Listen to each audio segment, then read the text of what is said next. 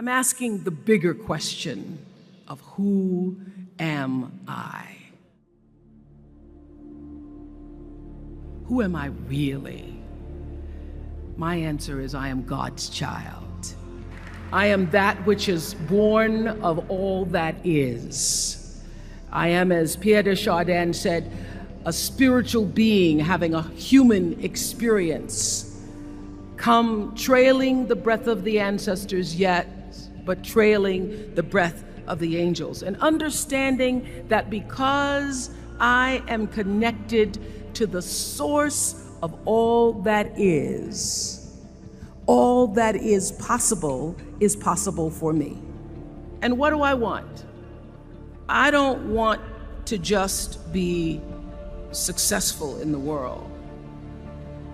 I don't want to just make a mark or have a legacy. The answer to that question for me is I want to fulfill the highest, truest expression of myself as a human being. I want to fulfill the promise that the Creator dreamed when He dreamed the cells that made up me. What do I want?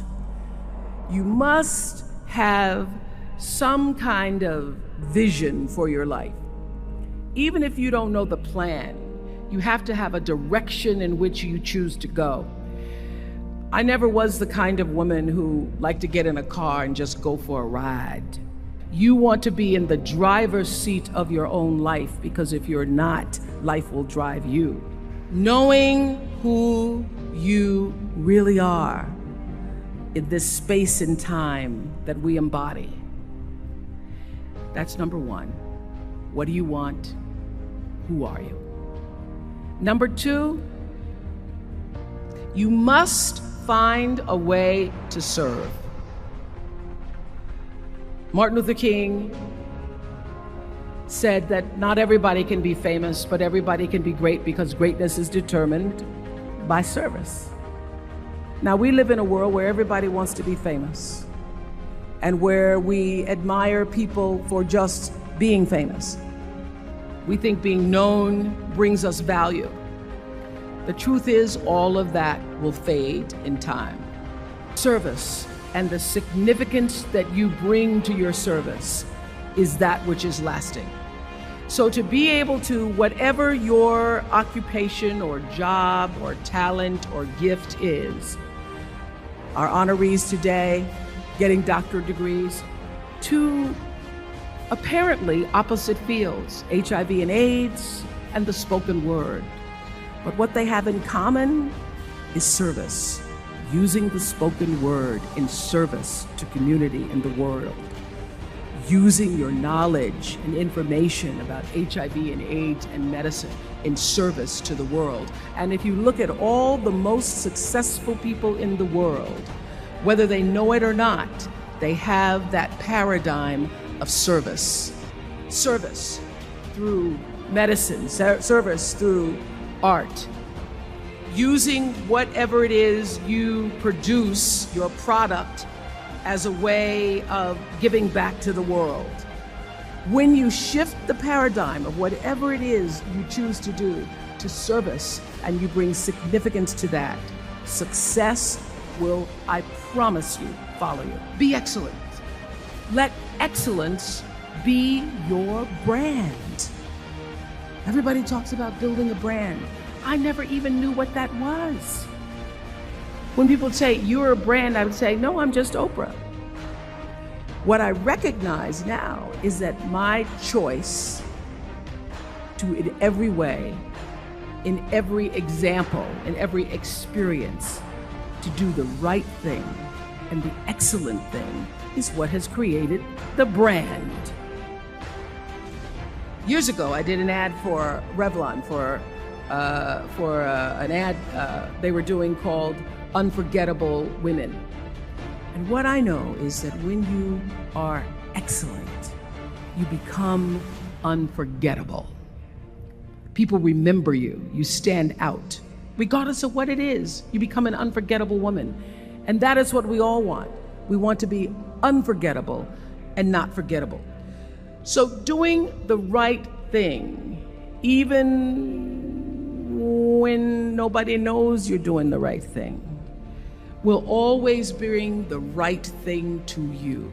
I promise you that. Why? Because the third law of motion is always at work. For every action, there's an equal and opposite reaction. That is so true in all of our lives. Everything you even try to do to me, already done to you. So you don't have to worry about revenge or getting back at somebody, making sure they pay. You just have to do the right thing, and the right thing will follow you even when people don't support it. I remember many times on my show. There are many shows y'all never saw. And the reason you didn't see them is because I got the last vote. The most important thing I have come to know in doing the right thing and making the right choices is understanding what we talked about yesterday. All of you leaving here have the potential for enormous success. There's a price that comes with that.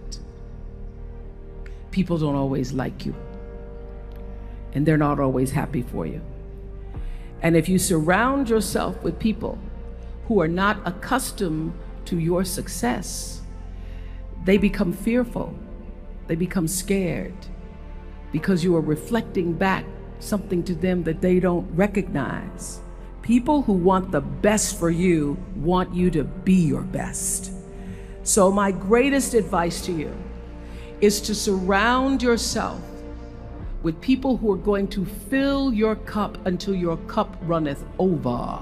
I'm so full, my cup runneth over. And to know that once your cup runneth over, you cannot spend your life with your gallon-size offerings, offering them to pint-sized people. You have got to surround yourself with gallon-sized people who can hang in the same company with you, so that you're not offering your gallons to those little pints out there who can't hold it anyway. The biggest choices begin and end with you, your internal big questions. Who do I want to be in the world? My relationship to source energy, to all that is God. Your experience of that which is all life, which is divine and universal. Being connected and aligned with that. When you are tuned in and charged into that, whenever you feel empty, you go inside yourself and you connect to the source, and you know that all things are possible.